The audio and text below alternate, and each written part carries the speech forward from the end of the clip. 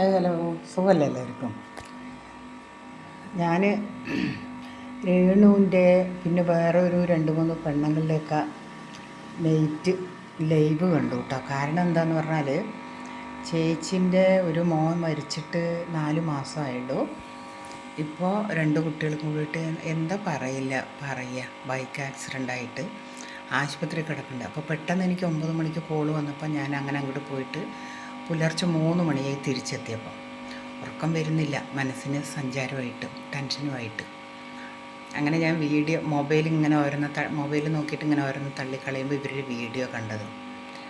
എന്തൊക്കെയാ രേണു മറ്റേ പെണ്ണുങ്ങളൊക്കെ ഈ മാറ് കാണാൻ വേണ്ടിയിട്ട് ഇങ്ങനെ വലിച്ചിടുക.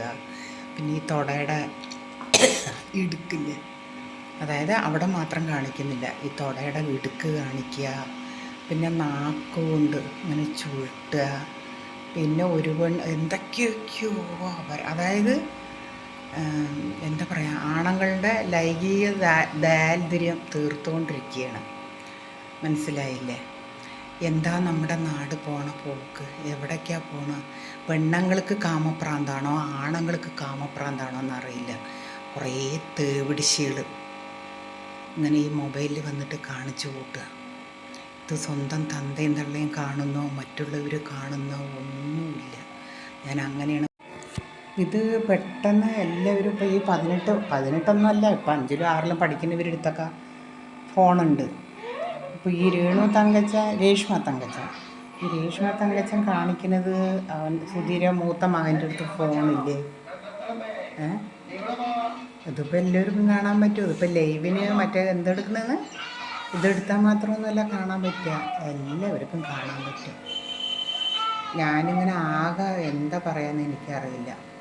ഞാനിങ്ങനെ ഓരോ ലൈവുകൾ കണ്ടപ്പോൾ ഇങ്ങനെ നീക്കി നോക്കിയപ്പോഴാണ് ഇത് കാണുന്നത്.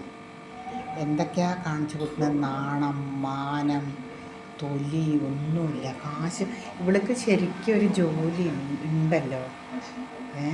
ഇവൾ സിനിമയിലല്ല, കൊച്ചു വീഡിയോകൾ എല്ലാം ചെയ്ത് ഇവൾക്കെല്ലാം ഇല്ലേ, ഷോർട്ട് ഫിലിം, പാട്ട്, പിന്നെ അതുമാതിരി ചാനലുണ്ട്.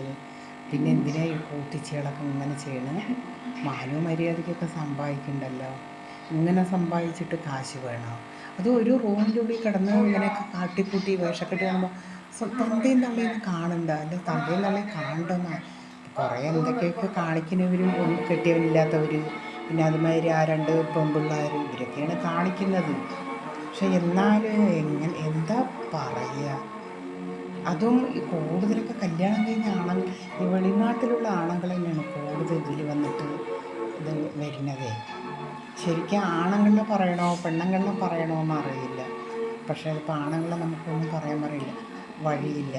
ഈ പെണ്ണുങ്ങൾ തന്നെയാണ് കുറേ കുത്തിച്ചിടും ഇങ്ങനെ ഇറങ്ങിയിട്ട് കാണിച്ചു കൊടുക്കുന്നത്. ഇപ്പോൾ ഈ മാറും ഇതൊക്കെ കണ്ടിട്ട് എന്ത് കാണിക്കാനാണ്? അപ്പോൾ ഇങ്ങനെ കുറേ പരിപാടിയുള്ള എന്താ പറയാമെന്ന് എനിക്കറിയില്ല. അപ്പോൾ എല്ലാവരും ലൈക്ക് ചെയ്യുക, ഷെയർ ചെയ്യുക, സബ്സ്ക്രൈബ് ചെയ്യുക. അടുത്തുള്ള പരിപാടികളുണ്ട് കേട്ടോ. ഓക്കെ.